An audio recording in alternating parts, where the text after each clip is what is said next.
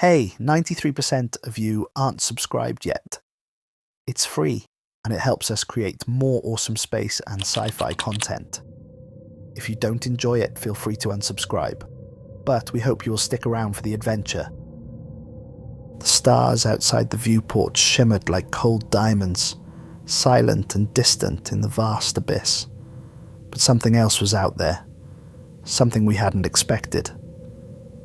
The communications officer, Jenna, leaned forward in her seat, her face pale under the dim light of the console. "Captain," she called, her voice cracking, "you're going to want to see this." I pushed myself up from my chair, feeling the creak of my joints as I approached the station. The soft hum of the ship's engines vibrated through the floor, but it was the static that made my skin prickle. The signal she had intercepted wasn't just random interference. It was a pattern, something deliberate, repeating itself in a rhythm too precise to be natural. "What is it?" I asked, trying to steady my voice. It had been a long journey, and we were all running on fumes. My crew was fatigued, restless, and eager to be done with the mission. The discovery of the signal wasn't something we had anticipated. Jenna pointed to the flashing readout on her console, a mix of numbers and letters that didn't make sense at first glance. "It's a distress beacon, Captain, but it's been broadcasting for over 200 years, and it's coming from the heart of the uncharted sector." Uncharted. That word alone sent a chill down my spine. This was a part of the galaxy no one dared approach, a region of space so far removed from any known star systems that even the most advanced probes had failed to penetrate it. But a distress beacon? That was a message of desperation. Someone had sent it, and it had been waiting all this time for someone to answer. "We're too far out," I muttered, more to myself than to Jenna. "There's nothing but dust and dead systems in that area.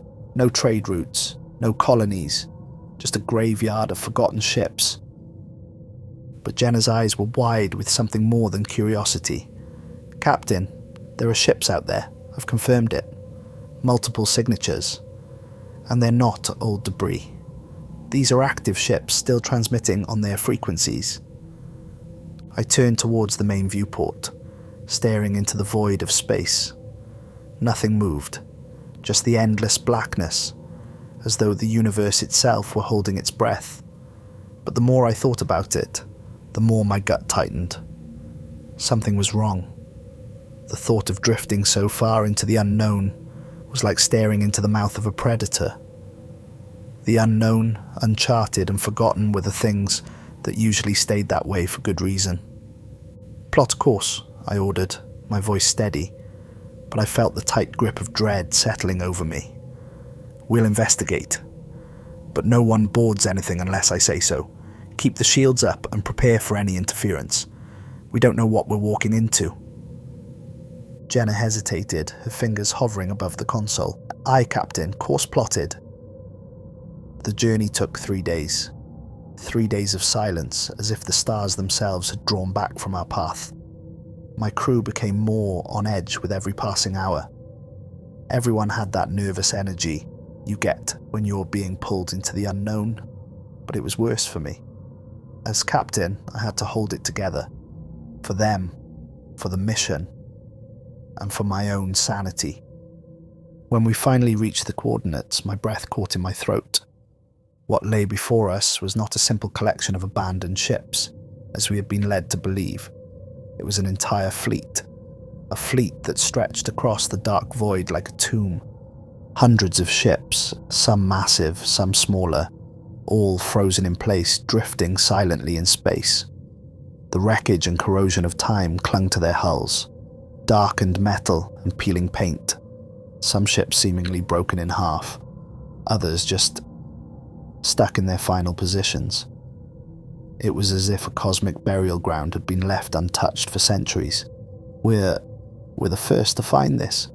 Lieutenant Harris asked, his voice trembling over the comms. "Affirmative," I answered, though I wasn't so sure.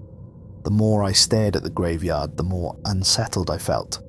There was something off about the whole scene, the way the ships were aligned, The stillness of them, it was too perfect, too deliberate, like they were placed there on purpose, as if waiting for us.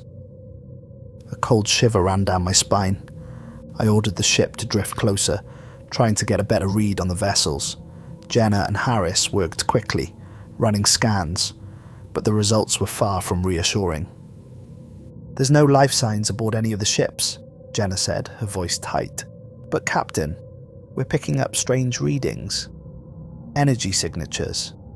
Residual but active, as if they've been operating at low power for a long time." "Can we get a clearer read on their condition?" I asked, frowning. "What are we dealing with here?" Harris tapped a few controls on his console. "Some ships appear to have been scavenged, stripped down to their frames. Others, it's as if they just stopped, Captain. No damage, no explosions. Just drifted to a halt and were left to rot." I rubbed my forehead, trying to stave off the creeping anxiety clawing at the back of my mind. "Keep scanning. Let's get a better look. I want full sweeps of the largest vessels first." Jenna nodded, her gaze flicking nervously to the viewport. "Aye, Captain." As we closed in on one of the larger ships, an old freighter by the look of it, the eerie quiet of space pressed down on us. The ship was a hulking mass of rusted metal, with broken windows and long-abandoned docking bays. A deep sense of foreboding lingered over the vessel, and the air seemed to grow colder as we neared. "Sending out a probe," Harris said. "No signs of power. No external damage." I nodded. "Good. Keep the probe on standby. We'll get a closer look ourselves." But just as the probe was about to be launched, the comm system crackled. A new signal had broken through the static. A voice. The transmission was faint, barely audible, but the words were clear enough. My heart skipped a beat. "Help! Please! It's too late. They're still here." I froze. My crew exchanged uneasy glances. "What the hell was that?" Jenna whispered. "I don't know," I said, my voice low. "But it came from the freighter." We boarded the freighter 2 hours later, after a careful scan confirmed that there was no immediate threat. The ship was eerily silent as we stepped into its hollow, decaying corridors. The air was stale, thick with the scent of old metal, and something far more unpleasant that I couldn't quite place. The interior was just as I had expected. Empty. Abandoned. There were no signs of struggle, no evidence of any sort of catastrophe. It was as though the crew had simply vanished. Everything had been left behind. Their personal belongings, their equipment, their food stores, as if they had just stepped away and never returned. But then we found the door. It was at the far end of the main deck, locked with a security code, something we hadn't anticipated. Jenna was able to bypass the lock, but when the door slid open, we were met with a sight that sent my pulse racing. Inside, the walls were covered in strange markings, symbols, scrawled in what appeared to be blood. The floor was slick with a dark, tar-like substance that clung to our boots, and the air had the unmistakable stench of rot. In the center of the room there was a single chair, but it wasn't empty. A body was strapped to it, its skin pulled tight over the bones, the face twisted in a silent scream. The body had been preserved somehow, its eyes wide open, staring into nothing. But there was something in those eyes, something alive. As I stepped forward, my hand brushing the back of the chair, I felt a tremor in my bones. The air around me seemed to grow heavier, thicker, as if the room itself was suffocating me. I could almost hear something, faint whispers in the back of my mind, urging me to look closer. And then, from behind me, came the voice again, louder this time. "It's too late." My heart pounded as the voice echoed in my mind, an eerie whisper like a distant scream trapped in the walls. I turned swiftly, eyes darting across the darkened room, but no one else was there. Only the body in the chair, the cold, silent air, and the overwhelming sense of dread. "It's too late," the voice repeated, clearer now, as though it was speaking directly into my skull. I gritted my teeth and stepped back from the chair, pulling my crew in closer. Jenna and Harris stood frozen at the entrance, their faces pale, eyes wide with fear. "Captain, what is that?" Harris asked, his voice barely a whisper. Who is speaking?" I couldn't answer.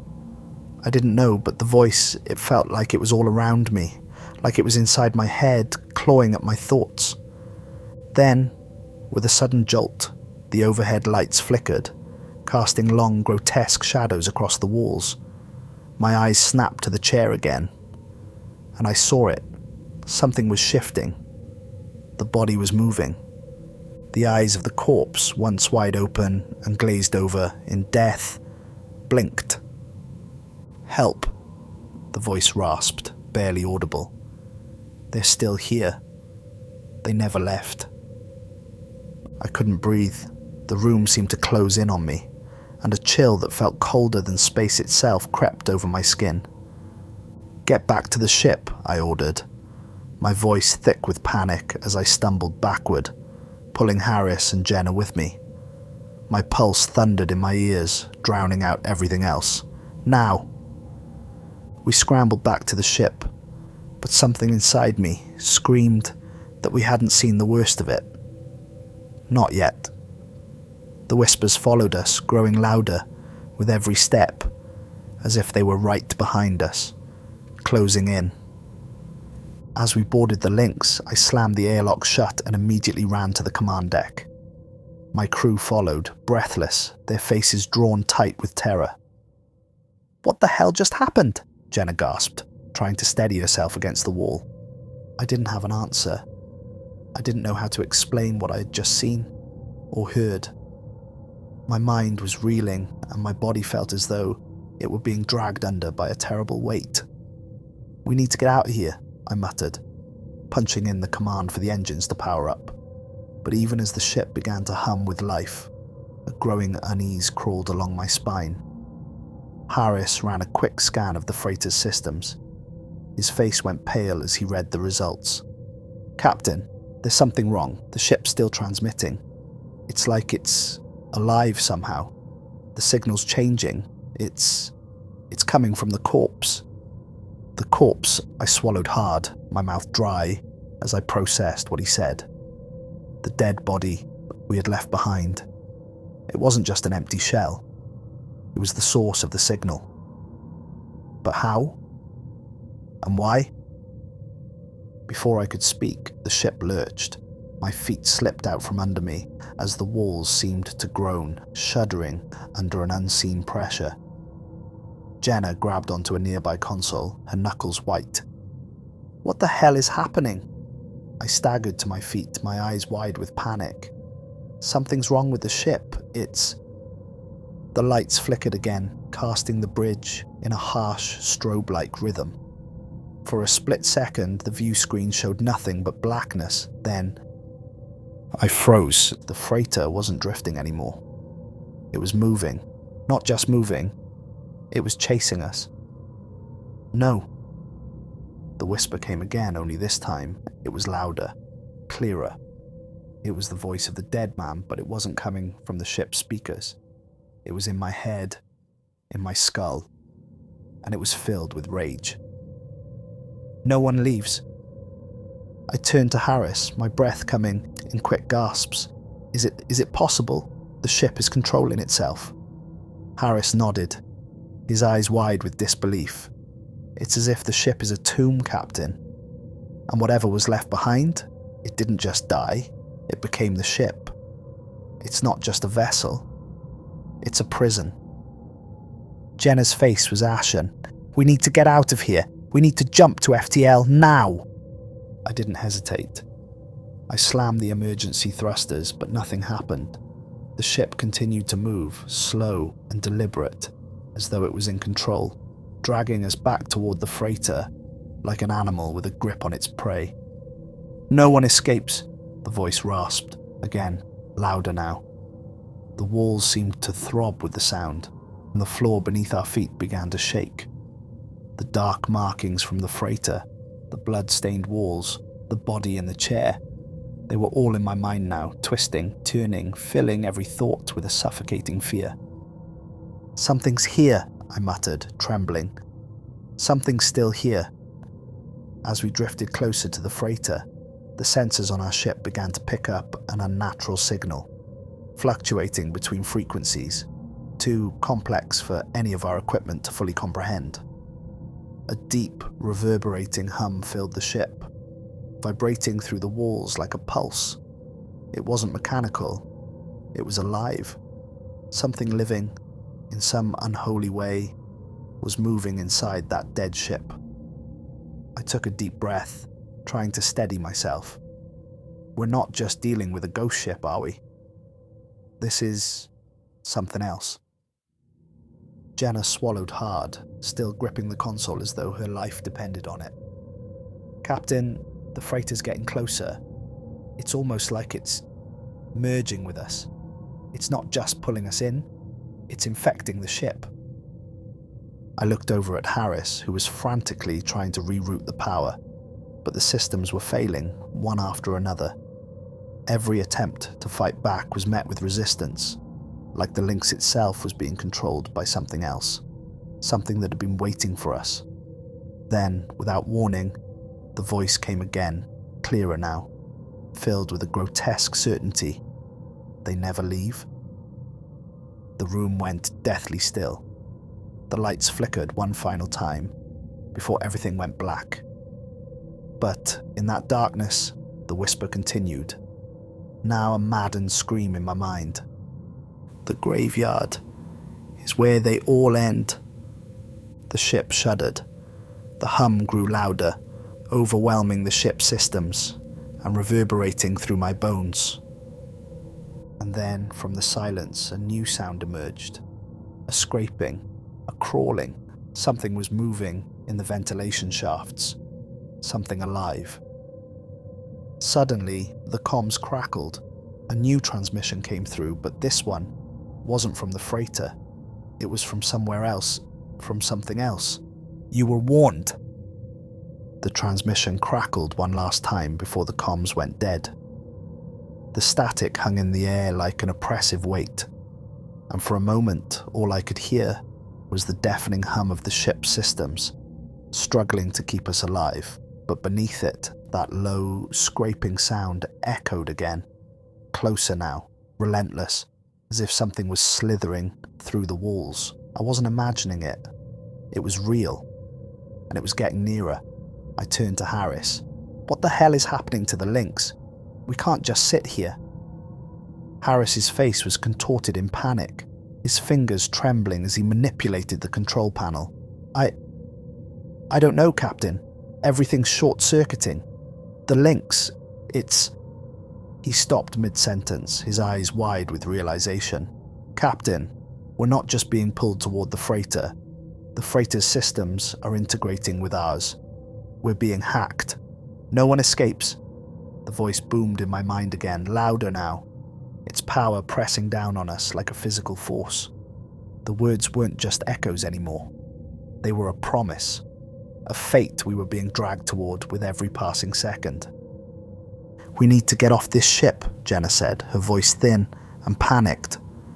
She looked out the viewport, as though she could see the freighter's grotesque silhouette looming behind us. Her eyes locked onto the nearby airlock, and I could see the wild desperation in her gaze. "Now, Captain!" I gritted my teeth and cursed under my breath. There was no easy way out. Our shuttle was docked, but the freighter's proximity was disrupting everything. There was no guarantee we could escape without risking everything we had left. The scraping sound returned, but this time it wasn't from the walls. It was inside the ship. A screeching, unnatural movement, like nails dragging across metal.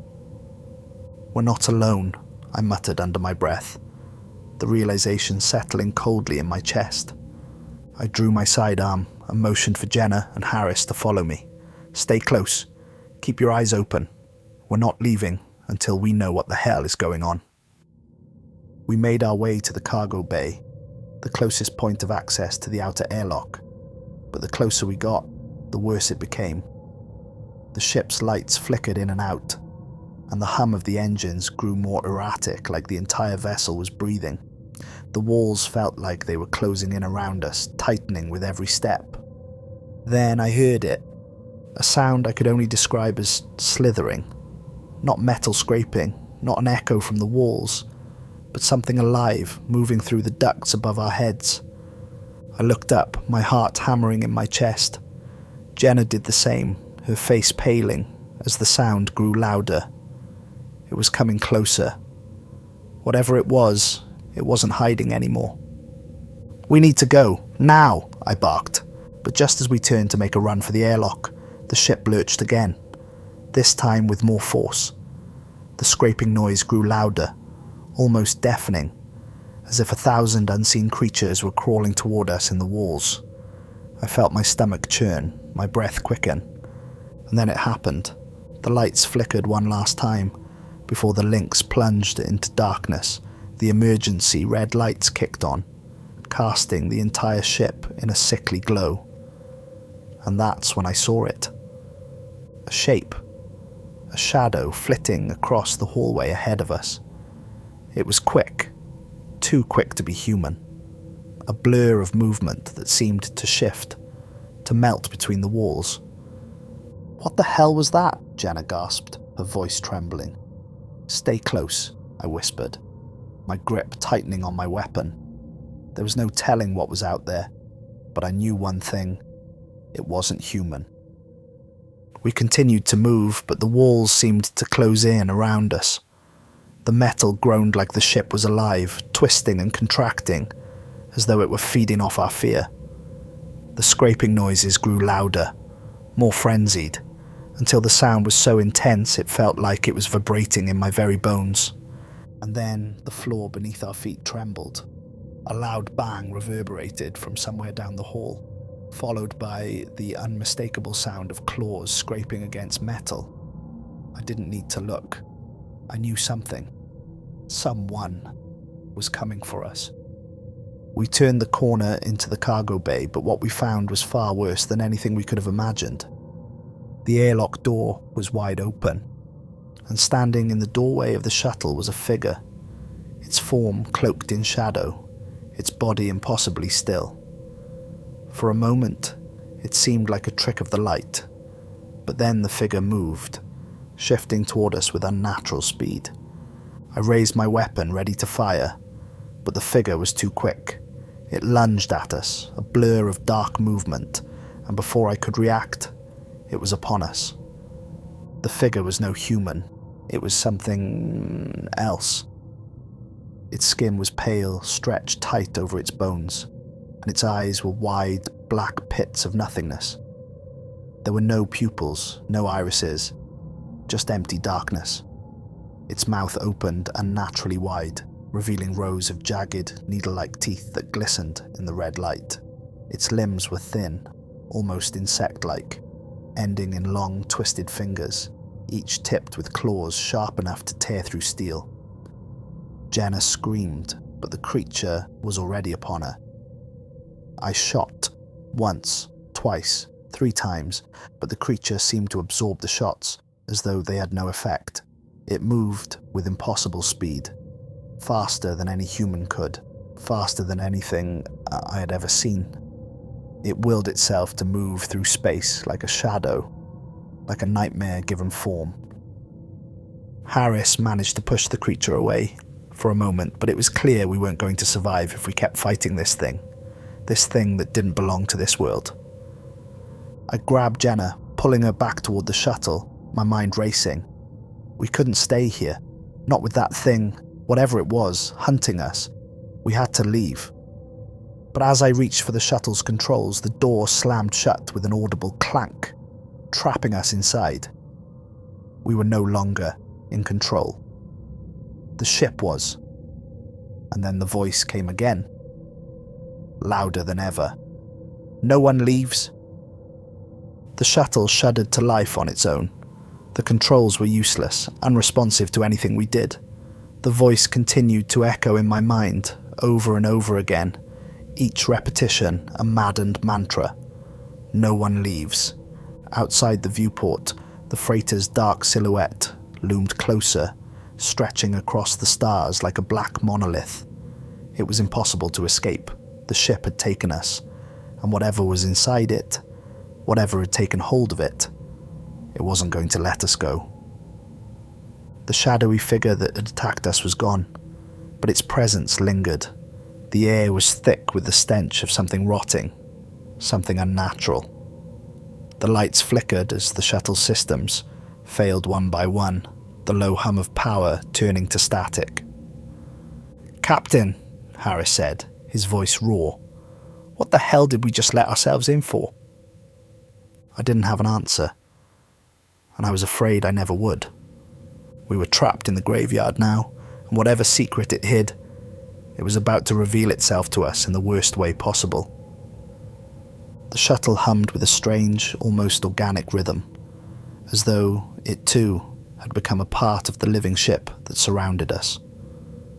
The walls seemed to pulse with an unnatural energy, and every flicker of the lights made the shadows in the corners of the room seem to move, twitching like something was waiting just out of sight. I could feel the tension thickening the air, choking us slowly as if the ship itself was squeezing the life out of us. "Where are we going?" Jenna asked, her voice a tight whisper, as if speaking too loudly would break the fragile silence and bring whatever horrors were stalking us closer. I didn't have the answer. None of us did. I stood frozen, my eyes fixed on the controls. They were dead. The shuttle's flight system was locked out, the nav console flickering erratically, displaying strange symbols that didn't make any sense. Each symbol looked like a combination of words and shapes shifting and changing before my eyes. It was a language I didn't recognize, a language that didn't belong to any known species.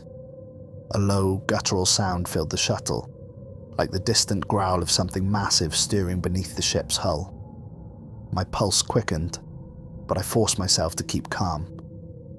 The thing we had encountered in the cargo bay, whatever it was just the beginning. I could feel it, deep in my gut. This ship wasn't just haunted, it was alive. And the dead bodies that had once been aboard, they weren't dead. Not really. "We need to get off this ship," Harris said, his voice barely audible over the growing hum. "I don't care how we do it. We have to get out of here." "We can't just leave," I snapped, turning on him. My hands clenched around the armrests, not without understanding what the hell is happening first. If we don't, we might end up like the others. "The others?" Jenna asked, looking at me in confusion. "Who else?" "The crew," I said, swallowing hard. "The ones who were here before us. I don't think they were killed, not in the way we think. I think they were taken." I turned back to the viewport, staring at the distant stars outside. They should have been comforting, familiar, but now they felt alien, like I wasn't meant to be here, like I wasn't supposed to exist in this place at all. It was as though the ship was moving through a different kind of reality, one where the laws of physics had lost their power, where death itself was no longer permanent. "Then what happened to them?" Harris asked. I hesitated. The answer gnawed at me like a parasite. "I think they became part of the ship." Jenna's face paled, her lips trembling. "What do you mean, became part of the ship?" I didn't want to say it, but the truth was clear now. The ship was feeding off them, feeding off their life force, their souls. Their bodies had been consumed, transformed into the very materials that kept the ship alive. They weren't just dead. They were part of the ship now. "The ship, it takes you," I said, voice tight. "And when it does, it doesn't let go. It doesn't just kill you. It turns you into something else, like a parasite." I looked at the shuttle's monitor. It flickered again, showing the ship's blueprints in broken patterns. The corridors shifting into spiraling, labyrinthine shapes that shouldn't have been possible. "We need to stop the ship from pulling us further in," I said, trying to think. "But we're running out of time. If we don't do something, now, we might never get out." But just as I finished speaking, the shuttle lurched again, as if the ship had heard my thoughts. My stomach dropped as we were dragged forward, the viewport showing the looming mass of the derelict freighter getting closer, swallowing us whole. There was no more choice. We were already being pulled into the heart of it. The voice came again, this time with a sickening clarity echoing inside my skull. The dead never leave. It was a threat. We had no control over the shuttle anymore. Whatever was happening, whatever force was pulling us into the freighter, was far beyond our comprehension. We weren't just trapped in space. We were trapped in something much darker, something older. I could feel the presence pressing against us, as if the ship itself had eyes, no consciousness, that could see us, feel us, watch us. It was no longer just a haunted husk. It was an entity, an intelligence, and it was aware. "Captain," Jenna whispered, her eyes wide with fear. What if the people aboard the freighter, the crew, we're becoming like them? What if we're becoming part of the ship?" I didn't answer. I couldn't, because deep down I knew she was right.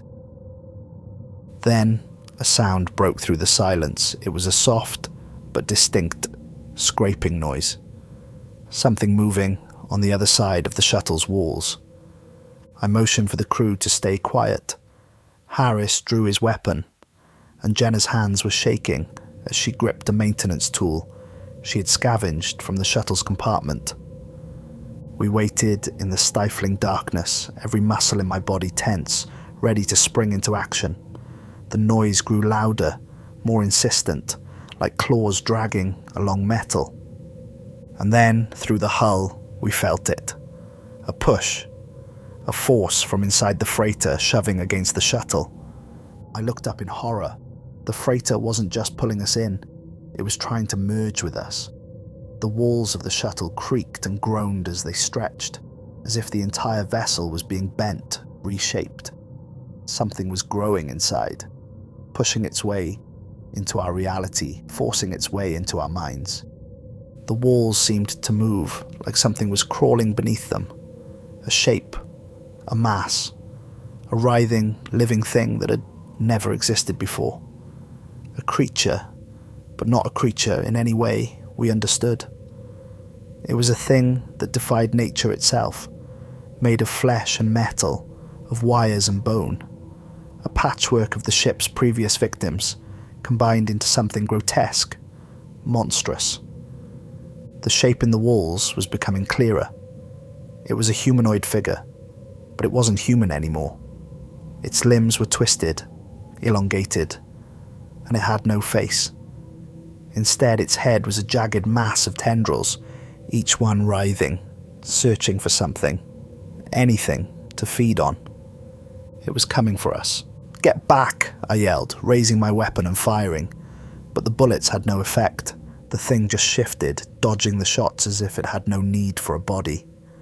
It was as though it was made of liquid, capable of moving in and out of the walls as it pleased. The scraping grew louder. I backed into the corner, grabbing Jenna and Harris. "We need to fight back," I said, my voice barely a whisper. "We can't just wait to die." But as I spoke, something terrible happened. The walls of the shuttle buckled inward, and I saw the faces of the lost crew members of the freighter. Their eyes were wide open, their skin pale, and stretched tight over their skulls. They were alive, but they weren't. They were part of the ship now. Their bodies had been consumed, merged into the very metal of the freighter, their souls trapped, twisted into its circuitry. "No!" Jenna screamed. "We're becoming them!" I looked around in horror. The shuttle was shaking violently now, the walls cracking and twisting like they were made of paper. The creature, the thing that had once been human, was feeding, growing. And then, just before the thing reached us, everything stopped. The shuttle shuddered. One final time, and we fell. The moment we hit the floor of the shuttle, it was as though the world had ceased to exist. We were falling through the void, lost in space, but there was no sense of up or down, no sensation of time. I could feel my heart thundering in my chest. I could hear the sound of my breathing, shallow and erratic. My vision blurred. Then I heard it. The whisper again, clearer this time, more insistent. The dead never leave. And in that moment, I knew. We were no longer just drifting in space. We had become part of the graveyard. We fell through the darkness for what felt like hours, our bodies weightless and disoriented. But I could feel it.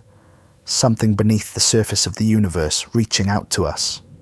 We weren't just drifting. We weren't just lost in space. We were being drawn into something deeper. Into it. The thing that had been waiting all this time, patient and hungry. The air around us shimmered like a distortion, and suddenly we were no longer in the shuttle. We were somewhere else. I blinked, trying to adjust my eyes to the changing light, but it wasn't light. It was something else, pulsing, rhythmic, like the heartbeat of the ship itself. We stood in a vast chamber, vast enough to dwarf anything we had seen in space. The walls weren't walls anymore. They were the body of something massive, something incomprehensible, organic and mechanical, shifting between the two states like a nightmare made flesh. And then it hit me. We had been inside the freighter, yes, but now we were inside it. The ship wasn't just a ship, it was a creature. And this chamber, this place, was its heart. The bodies of the dead crew members, those who had been consumed, lined the walls. But they weren't dead anymore. They were alive in a sense, their forms twisted and melded into the ship's arteries, cables and conduits. Some of them moved, their limbs jerking with mechanical precision as their faces stared at us with hollow, lifeless eyes. "We're in its core," I whispered. "We have to get out of here," Jenna gasped, her voice trembling. Her face was pale, stricken with the horror of realization. But there was no escape. Not now. Not anymore. The creature spoke again, its voice not in the air, but inside our minds. It was everywhere. It was in us, in the walls, in the very air we breathed. "You cannot escape. You are part of me now. You are mine." The words weren't just a threat. They were a promise, an inevitability. I turned to face the others, but I knew there was no going back. There was no running. The walls, if you could even call them that, seemed to close in around us. The air was thick, filled with the sounds of movement, of twisting metal and groaning flesh. It was as though the ship had become a living organism, digesting us, turning us into part of its own twisted anatomy. "We need to destroy it," I said, my voice hoarse, barely louder than a whisper. "We can't let it keep feeding." Harris stepped forward, his face set with grim determination. "How do we even begin? It's too big. We don't have the power, the resources, nothing." I looked around, trying to make sense of the incomprehensible shapes moving in the walls, the shifting textures of metal and flesh, of mechanical components and living tissue. But it was all connected. The ship's heart was alive. And as long as it was alive, we had no chance. There had to be a way. There had to be. My mind raced. The voice, the entity that had taken us was in our heads, controlling us. But maybe that was the key. If it had invaded our thoughts, our souls, perhaps we could fight it from the inside. Maybe there was a way to disrupt the connection, a way to sever the link and stop it from taking us. But that would mean doing something I couldn't fathom, something we weren't prepared for. The creature sensed it. "You will try," it whispered into my mind. "But you will fail. You will become me." Suddenly, the ground beneath us began to shake violently. I staggered as the walls seemed to close in tighter, pressing on us like a living force. The ship was alive, and it was fighting back. In that moment of desperation, a sharp, sudden thought pierced my mind. A vision. one that wasn't mine. It was a glimpse into the depths of the ship's core, the heart of the creature. It was a seed pulsing with energy, a core that fed off life, death, and time itself. And I knew, deep down, that this was the only way to destroy it. I didn't have time to explain it to the others. There was no time to argue. The creature was coming for us. Its massive tendrils slithered through the walls, reaching for us, eager to pull us into the abyss. It knew what I had seen. It knew what I planned to do. With a scream of defiance, I turned and ran toward the center of the room, where I could feel the pulsing energy of the core. Jenna and Harris followed, but I could see the fear in their eyes. They didn't understand.